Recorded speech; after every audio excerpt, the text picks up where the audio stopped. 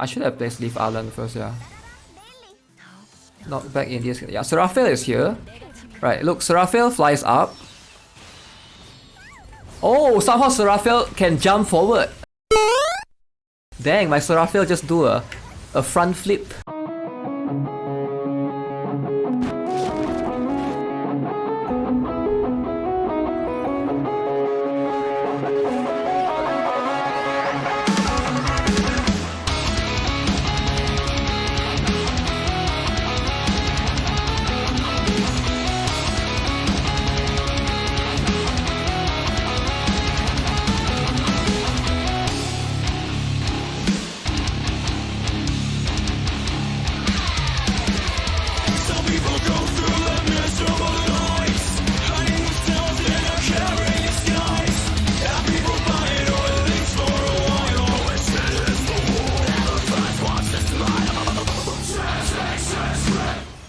Hey, what is up guys, GuitarRock here, welcome back to another counter-side video. Alright, so a lot of you guys have been asking me, hey GuitarRock, what gears are you using on Yuna? So hopefully here I can show you my gears. Alright, so this is like the most common question that I get asked a lot. So in my opinion, in my humble opinion, I would say if you can afford a good CDR set on Yuna, that's ideally the one that you want to go for.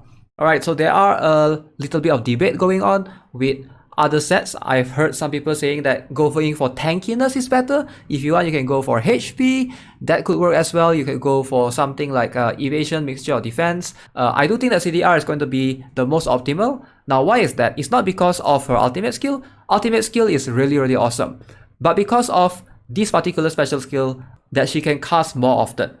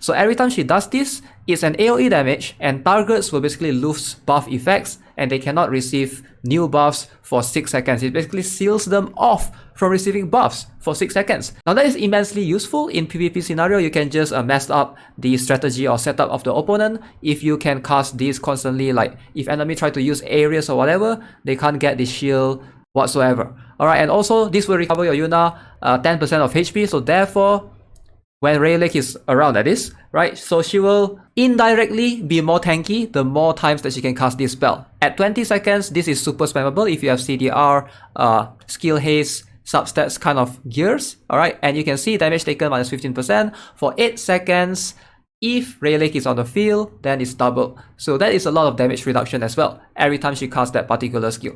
Now, this particular set, I think I'm going to change this because it has attack speed 2.7%. But for the rest of the gears, I think it's pretty set. I have this one with skill haste right here, 7.5%. And then this one is a T4. If I can get a better one in the future, cool. If not, I don't think this is too bad. 6.8% right there. And lastly, a Gordia's gear. So with the skill haste, and I believe the middle one is anti-range damage resistance at 12.3%. So as you can see, I have about 55.3% skill haste.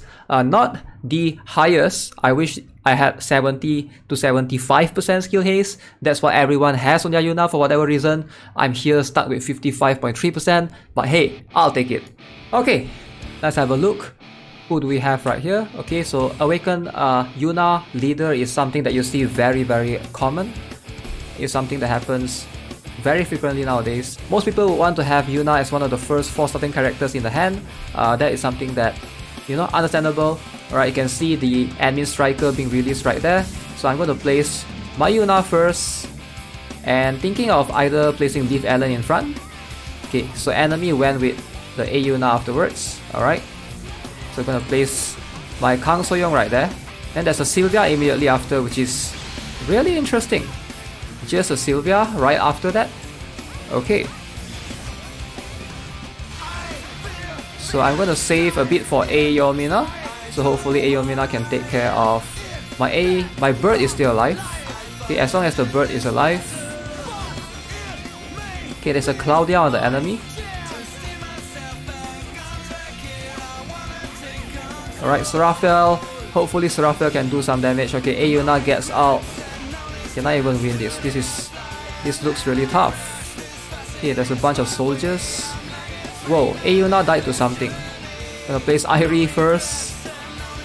Okay, so I'm gonna wait for a little bit. So Irie is being placed. So now I'm saving for Aeona again, as you can see. So it's all about redeploying Aeona once she dies, if you can find the opportunity. Hopefully that's the case, right? Enemy has Sylvia though, but I do have ult fortunately, just in time. So that's when the CDR kicks in. It just helps you. So Claudia is there to help with the healing. Enemy went with Kang. So I don't think that Kang did anything right there, but Sylvia was still alive. Okay, there's a Rosaria, but you know, there's only so much Rosaria can do at that point. Yep, GG. One thing that I do think sort of counters Aeona in a way is probably Kang Soyoung. If you can place her correctly in the opposite direction of Aeona when she is being deployed by the enemy, you can sort of throw her off, especially on her first special skill.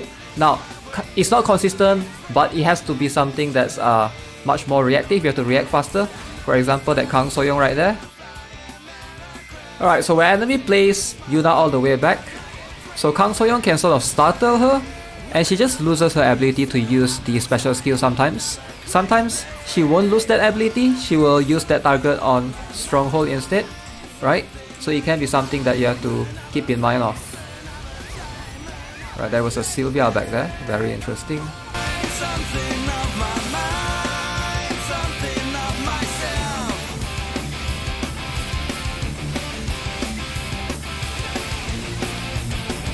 Chifuyu at the end. Okay, so having Kang Soyoung sometimes does help, or if you don't have Kang Soyoung, maybe something like Ingrid, placing Ingrid behind Aeona to take the hit would be something that you could do, or you could just go for Assault Trooper if you want to just waste that 2 points.